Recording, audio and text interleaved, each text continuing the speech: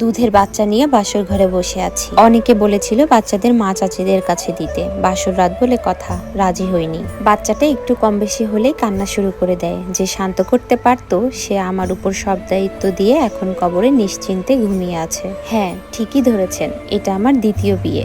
আমার এখনকার স্বামীর নাম ফারাবি। ঘরোয়াভাবেই বিয়েটা হয়েছে আজ আমাদের। তেমন একটা আত্মীয় স্বজন নেই, গোটা 20 মানুষ হবে। মাত্র কিছুক্ষণ হলো মেয়েটা ঘুমিয়েছে। এর মধ্যে ফারাবি এসে রুমে ঢুকলো, দরজাটা নিঃশব্দে লাগিয়ে দিল। আমি পা দুটো আরো একটু গুটিয়ে নিলে মেয়েটাকে আরো শক্ত করে জড়িয়ে ধরলাম। তিনি এসে আমার পাশে বসলেন। কিছুক্ষণ পর আমাকে বললেন, জানেন তো এটা আমাদের দুজনেরই দ্বিতীয় বিয়ে। আপনি কি সেটা জানেন? আমি মাথাটা নিচু করে হালকা করে মাথাটা নাড়ালাম। উনি তাচ্ছিল্য সুরে বললেন, আমার স্ত্রী কেন ছেড়ে গেছে সেটা কি জানেন? আমি আবারও হ্যাঁ সূচক মাথা নাড়লাম। তিনি মৃদু হেসে বললেন, আমাদের 7 বছরের প্রেম 1 বছরের সংসার জীবন ছিল, কিন্তু আমাদের সবটা প্রেমই রয়ে গেল, ভালোবাসা হয়ে ওঠেনি। আমি তাকে মাতৃত্বের সুখ দিতে পারবো না জন্য ছেড়ে চলে গেল। আমি মাথাটা নিচু করে রইলাম। তখন আবারও জিজ্ঞেস করলো, কি নাম ওর? আমি বললাম মাইশা। উনি বলল, বাহ, খুব চমৎকার নাম তো। আমি বললাম ওর বাবা দিয়েছে। ও আবার জিজ্ঞেস করলো, দেখতেও কি বাবার মতো হয়েছে?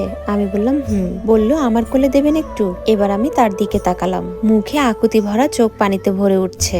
দিলাম তার কোলে। মেয়ে আমার যদিও জেগে উঠেছিল, কিন্তু কাঁদলো না। ফারাবি খেলছে ওর সাথে, আর মাইশা হাসছে। আমি অবাক হয়ে তাকিয়ে আছি তাদের দিকে। তাকে মেহরাজ আমার প্রাক্তন স্বামীর মতো লাগছে। খেলা শেষে ওকে কোলে নিয়ে ঘুম পাড়াতে পাড়াতে বলছিলেন, জানেন আমার মেয়ের খুব শখ ছিল। নূপুরকে সবসময় বলতাম আমাদের একটা মেয়ে হবে, কিন্তু কখনো বুঝতেই পারিনি সেই ক্ষমতা আমার নেই। মাইশা না থাকলে হয়তো এই বিয়েটাও হতো না। কে চাইবে এরকম ছেলেকে মেয়ে দিতে? মাইশাকে আমার পাশে দিয়ে বলল, আপনি ঘুমিয়ে যান, অনেক খাটুনি হয়েছে আজকে।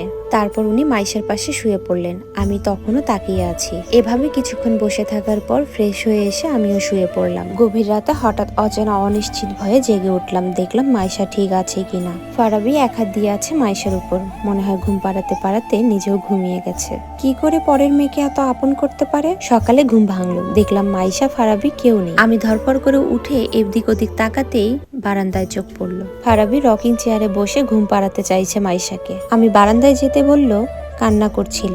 আপনার ঘুম ভাঙে যাবে জন্য বারান্দায় নিয়ে এসে ঘুম পাড়ানোর চেষ্টা করছি, কিন্তু দুষ্টু বাচ্চাটা কিছুতেই ঘুমাতে চাচ্ছে না। আমি দেখলাম মেয়ে ফারাবির দাড়ি নিয়ে খেলছে। আমি দেখে টুক করে হেসে দিলাম। উনি বলছেন, হাসছেন যে বড়? বললাম, মেয়ের আমার আপনার দাড়ি পছন্দ হয়েছে। উনি বলল, তা হয়েছে বটে, ভাবছি দাড়ি আরো বড় করব, মেয়ে যাতে খেলতে পারে। আপনি ফ্রেশ হয়ে নিন। আমি মুচকি হেসে ফ্রেশ হতে গেলাম। নাস্তা খেতে বসেছি। ফারাবি বললেন, আপনি বেলের আচার বানাতে পারেন? আমি বললাম, দেখেছিলাম আমার প্রাক্তন শাশুড়ি বানাতেন, খুব ভালো। তার আচারের স্বাদ খুব ভালো ছিল। তিনি রুটিটা ছিঁড়তে ছিঁড়তে বললেন, আমার বেশ প্রিয় বেলের আচার, ঝোলটা আরেকটু দিব?